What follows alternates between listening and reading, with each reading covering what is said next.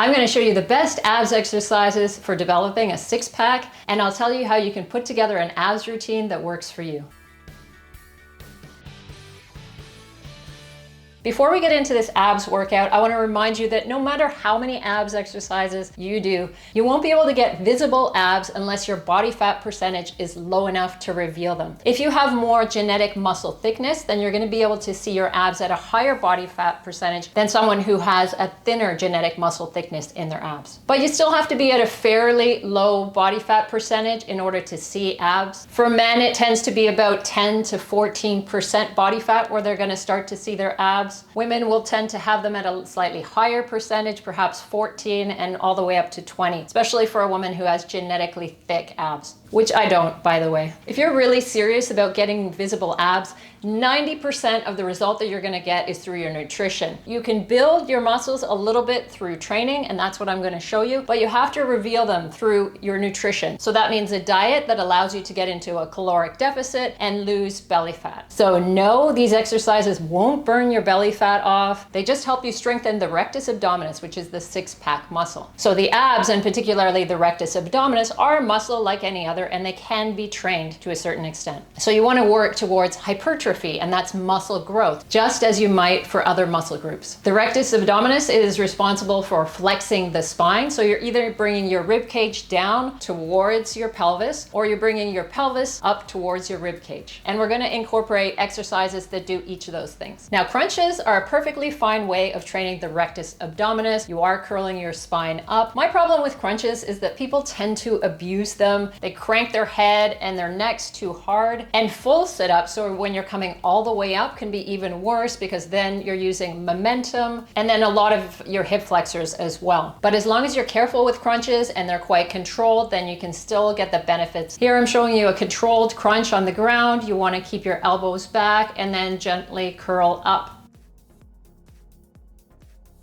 Once you can do about 15 reps, I think it's useful to load with a little bit of weight for the crunch. You can also try the long lever crunch by extending your arms overhead and then slowly crunching forward. It just gives you a bit more resistance to work with.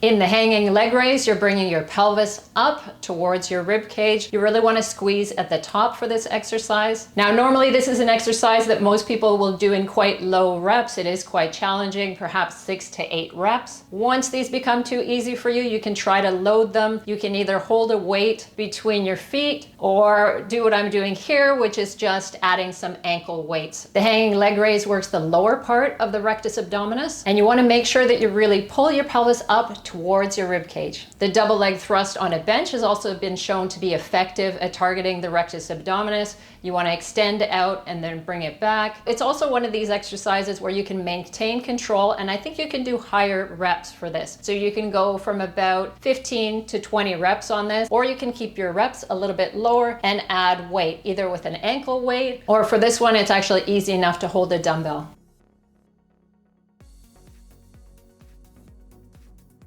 In cable crunches, you're bringing your rib cage down towards your pelvis. I'm showing a variation that's a band pull down, but it's exactly the same movement. Make sure that you're not pulling down hard with your arms. You really want to focus on that curling action of your abdominals. For the lying leg raise, you just want to hold yourself overhead, and then you're slowly bringing your legs up and then controlling the motion down as well. You want to be really careful that you're keeping your abs tight the whole way and that you're controlled. So really focus on that mind-muscle connection with the abs. If you do too much swinging on this one, you'll involve your hip flexors. You're going to involve them anyway, but if you try to focus on the rectus abdominis, then you can avoid using the hip flexors as much.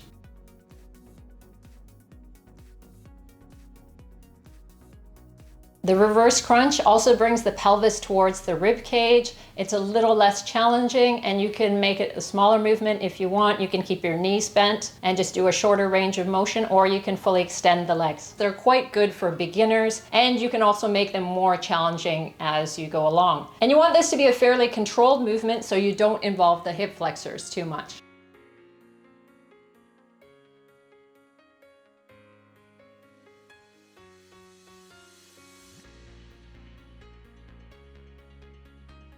If you're doing ab training, it's also important that you do enough work for your back as well. So something like an alternating Superman when you're alternating the arms and legs, or a full Superman where you're doing a hold, or you can do up and down as well. So make sure that you incorporate that into your routine. So if you're doing abs 3 times a week, then you also do these back exercises 3 times a week. You can do that on the same day, or you can do them on alternate days. And if you're doing a lot of rectus abdominis work, it's also important to train the TVA as well. So something like a stomach vacuum can be a great addition, but I've got a whole collection of TVA exercises as well on my channel, so you can check those out. Try to incorporate a TVA exercise most days that you're training. If you overwork the rectus abdominis and don't do any TVA exercises, you could put yourself at risk of developing a diastasis recti if you are predisposed to that condition. So here's how we're going to put it together. You can do rectus abdominis exercises 3 to 5 times a week. They do tend to recover better than other muscle groups, so you can train more frequently if you like. I think 3 times a week is just fine. It's actually more than I do myself. And then for each of those days, pick 2 or 3 of the exercises that I've given you and do about 3 sets. Ideally, you're going to have a combination of crunching moves, so you're bringing your rib cage down towards your pelvis, and then also the ones where your legs are raising, so your pelvis is coming up towards your ribs. So the abs, and particularly the rectus abdominis, are composed of type 1, which are slow twitch muscles, and type 2, which are fast twitch muscles. So that means they'll respond to a combination of